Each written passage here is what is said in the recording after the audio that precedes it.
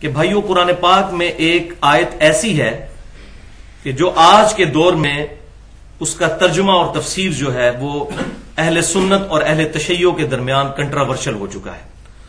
تو میں چاہ رہا ہوں کہ آج حق کو بالکل واضح کر کے لوگوں کے سامنے پیش کروں تاکہ نہ تو اہل سنت دو نمبری کر سکیں اور نہ اہل تشیع. اور وہ ہے سورہ الشورى کی آیت نمبر 23. اعوذ باللہ من الشیطان الرجیم بسم اللہ الرحمن الرحیم. قل لا اسألکم علیہ اجرا الا المودۃ فی القربى. اے محبوب صلی اللہ علیہ وسلم آپ فرما دیجئے کہ میں جو کتاب و سنت کی دعوت تمہیں پیش کر رہا ہوں اس کے عوض تم سے کوئی اجر نہیں مانگتا سوائے اس کے کہ تم میری قریبی رشتہ داری کا خیال رکھو. یہ ہو گیا اس کا ترجمہ. اس آیت کے کانٹیکسٹ میں امیر المؤمنین فی الحدیث سیدنا امام بخاری رحمۃ اللہ علیہ المتوفى 256 ہجری اپنی شعراء آفاق تالیف صحیح بخاری میں انٹرنیشنل نمبرنگ کے مطابق 4818 نمبر حدیث اسی آیت کے کانٹیکسٹ میں لے کر آئے اور اس آیت کو انہوں نے اپنے باب کا عنوان بھی بنایا. قل لا اسألکم علیہ اجرا الا المودۃ فی القربى. وہاں پر ابن عباس رضی اللہ تعالیٰ عنہ کا ایک قول انہوں نے صحیح سند کے ساتھ ظاہر بخاری میں نقل فرمایا کہ امام بخاری رحمۃ اللہ علیہ کہتے ہیں کہ ابن عباس رضی اللہ تعالیٰ عنہ سے کسی نے آ کے پوچھا کہ یہ جو قرآن میں آیت ہے قل لا اسألکم علیہ اجرا الا المودۃ فی القربى اس کی تفسیر کیا ہے. تو وہیں پر سیدنا ابن عباس کے شاگرد بیٹھے ہوئے تھے سیدنا سعید بن جبیر تابعی رحمۃ اللہ علیہ. انہوں نے کہا کہ یہ الا المودۃ فی القربى سے مراد آل محمد ہے صلی اللہ علیہ وسلم اہل بیت ہے. تو سیدنا ابن عباس رضی اللہ تعالیٰ عنہ نے ان کو ٹوکتے ہوئے فرمایا کہ تم نے اس کی تفسیر کرنے میں جلدی کی ہے. قریش میں کوئی ایسا خاندان نہیں ہے جس کے ساتھ نبی صلی اللہ علیہ وسلم کی رشتہ داری نہ ہو. دراصل اس آیت کی تفسیر یہ ہے کہ نبی صلی اللہ علیہ وسلم کو یہ حکم دیا گیا کہ آپ صلی اللہ علیہ وسلم قریش سے یہ کہیں کہ چونکہ میں بنو ہاشم سے ہوں اور پیچھے بھی جا کر چین جو ہے وہ ملتی ہے قریش سے ہوں تو یہ جو دعوت و تبلیغ کا میں کام کر رہا ہوں اس پر تم مجھ پر مظالم ڈھا رہے ہو. میں کوئی اس کے عوض تم سے کوئی معاوضہ تو طلب نہیں کرتا لیکن کم از کم جو تمہاری اور میری رشتہ داری ہے اس رشتہ داری کا ہی خیال کرتے ہوئے میرے ساتھ حسن سلوک کرو. یہ ابن عباس نے تفسیر اس کی ارشاد فرمائی. یہ تھی اس آیت کی تفسیر تعویل خاص کے اعتبار سے. لیکن یاد رکھیے قرآن پاک کی آیات جو ہیں یہ یونیورسل ہیں. یہ خاص موقع پر ضرور نازل ہوئی ہوتی ہیں لیکن ان کا حکم جو ہے وہ قیامت تک کے لیے ہوتا ہے. تعویل عام کے اعتبار سے واقعی اس آیت کی ایک تفسیر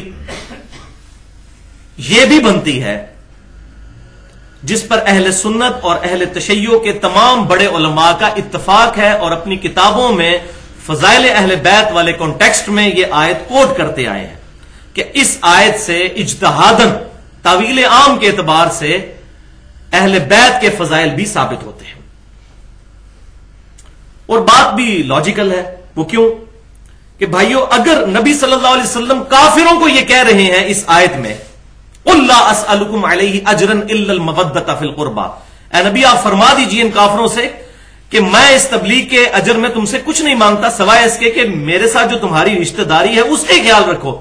اگر نبی صلی اللہ علیہ وسلم کافروں سے یہ حق مانگ رہے ہیں کہ میری رشتہ داری کی وجہ سے مجھ سے حسن سلوک کرو تو بھائیو بدرجہ اولا رسول اللہ کی نسبت کی وجہ سے آپ صلی اللہ علیہ وسلم کے اہل بیت کے ساتھ حسن سلوک کرنا اس سے بھی زیادہ ضروری ہے.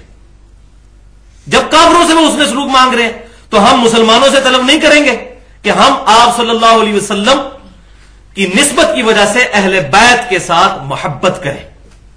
الحمدللہ. اور بھائیو اس نظریے کی سپورٹ میں ایک صحیح حدیث موجود ہے. جامعہ ترمذی میں انٹرنیشنل نمبرنگ کے مطابق فضائل اہل بیت والے چیپٹر میں 3799 3789 اور یہ حدیث المستدرک للحاکم میں بھی موجود ہے صحیح سند کے ساتھ اور امام ذہبی رحمۃ اللہ علیہ نے بھی موافقت کی ہوئی ہے. زبردست حدیث. نبی صلی اللہ علیہ وسلم نے فرمایا اللہ نے جو تمہیں نعمتیں دی ہیں ان نعمتوں کی وجہ سے تم اللہ سے محبت کرو کہ تمہیں وہ نوازتا ہے، اور اللہ کی نسبت کی وجہ سے مجھ سے محبت کرو کہ میں اللہ کا رسول ہوں صلی اللہ علیہ وسلم، اور میری نسبت کی وجہ سے میرے اہل بیت کے ساتھ محبت کرو کہ ان کی نسبت میرے ساتھ ہے۔ تو لہذا اس آیت کی تعویل عام میں یہ حدیث بھی مل گئی الحمدللہ، اور اس حدیث کو مزید تقویت ملتی ہے صحیح بخاری میں سیدنا امیر المؤمنین ابو بکر صدیق رضی اللہ تعالیٰ عنہ کا مبارک قول، صحیح بخاری میں انٹرنیشنل نمبرنگ کے مطابق 3751، اور امام بخاری کا ویژن دیکھیں کہ اس حدیث کو سیدنا حسن اور حسین کے چیپٹر میں لے کے آئے، ان کے فضائل والے سیدنا ابو بکر صدیق کے قول کو، حدیث موقوف ظاہر صحابی کا قول۔ سیدنا ابو بکر نے فرمایا محمد صلی اللہ علیہ وسلم کی محبت کو محمد صلی اللہ علیہ وسلم کے اہل بیت کی محبت میں تلاش کرو۔ الحمدللہ، ان سے بڑا کس کا فتویٰ ہو سکتا ہے؟ اس آیت کی یہ تفسیر بھی طویل عام کے اعتبار سے یہ صحیح بخاری والی روایت اس کو سپورٹ کر رہی ہے، الحمدللہ ثم الحمدللہ۔ تو نبی صلی اللہ علیہ وسلم کی محبت تو ہمارے ایمان کا حصہ ہے، صحیح بخاری اور مسلم کی متفق علیہ حدیث ہے کتاب الایمان چیپٹر میں، تم میں سے کوئی بھی اس وقت تک مؤمن ہی نہیں ہو سکتا جب تک کہ میں اسے اس کے ماں باپ اولاد سب لوگوں سے بڑھ کر عزیز نہ ہو جاؤں۔ اور سیدنا ابو بکر صدیق صحیح بخاری میں روایت ہم نے سن لی، انہوں نے کہا کہ نبی صلی اللہ علیہ وسلم کی محبت کو اہل بیت کی محبت میں تلاش کرو۔ کسی مولوی کے فتوے کی ضرورت نہیں بھائیوں، کسی مکبہ فکر کے فرقہ واریت پھیلانے والے مولوی کے فتوے کی ضرورت نہیں۔ سیدنا ابو بکر صدیق جو اس امت میں نبی صلی اللہ علیہ وسلم کے بعد سب سے افضل شخصیت ہے، ان کا فتویٰ ہمیں الحمدللہ مل گیا۔ اب کسی مولوی کے سرٹیفکیٹ کی ضرورت نہیں ہے اہل بیت کی محبت کے اعتبار سے الحمدللہ۔ لیکن مسئلہ یہ ہے بھائیوں کہ ہمارے انڈیا پاکستان کا کلچر اتنا برا ہے کہ یہاں کوئی شخص اگر کوئی اہل بیت کی بات کرنا شروع کر دے اس کو کہتے ہیں یہ تو شیعہ ہو گیا، اگر کوئی توحید کی بات کرنا شروع کر دے اس کو کہتے ہیں یہ وہابی ہو گیا، اگر کوئی صحابہ کی بات کرنی شروع کر دے اس کو کہتے ہیں یہ تو دیوبندی ہو گیا، اور اگر کوئی نبی صلی اللہ علیہ وسلم کی محبت کی بات کرے تو کہتے ہیں یہ بریلوی ہو گیا۔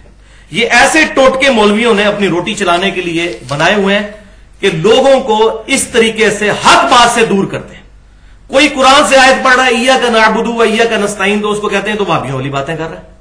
اب یہ قرآن وہابیوں نے لکھا ہوا ہے، یہ قرآن و سنت کی بات ہو رہی ہے۔ اسی طریقے سے اگر میں بخاری مسلم سے فضائل اہل بیت پر اور بنو امیہ کی جو ظالم حکومت ہے اس کے اوپر بات کرتا ہوں تو پہلے بخاری مسلم کا رد کریں، میں اپنی طرف سے یہ باتیں کر رہا ہوں، معاذ اللہ استغفر اللہ۔ تو اس ایشو کو کل کرنے کے لیے اس امت میں اہل سنت کے بہت بڑے امام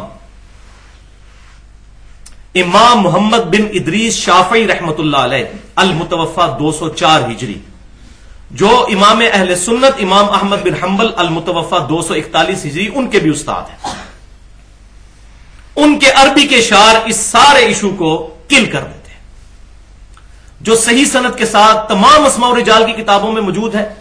بلکہ امام ابن تیمیہ رحمت اللہ علیہ المتوفى 728 ہجری ان کے شاگرد خاص حافظ ذہبی رحمت اللہ علیہ المتوفى 748 ہجری، انہوں نے اپنی تاریخ الاسلام میں ان اشعار کو نقل کیا ہے۔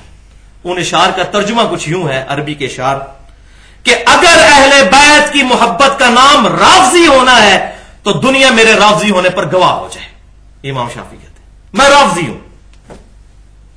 اس کو پھر میں نے ایڈ کیا ہے کہ امام شافعی اگر آج زندہ ہوتے تو میں ان کو کہتا کہ شیخ صاحب اس میں یہ بھی میری طرف سے جملے ایڈ کر لیں کہ اگر نبی صلی اللہ علیہ وسلم کی محبت کا نام بریلوی ہونا ہے تو میں بریلوی ہوں، اگر صحابہ کرام علیہم رضوان کی عقیدت کا نام دیوبندی ہونا ہے تو میں دیوبندی ہوں، اور اگر کتاب و سنت کے منہج کو سلف صالحین کے فہم کے مطابق سمجھنا اور اس میں پھر کسی کی پرواہ نہ کرنا، اللہ اور اس کے رسول کو فائنل اتھارٹی ماننے کا نام سلفیت یا اہل حدیث ہونا ہے تو میں اہل حدیث ہوں الحمدللہ۔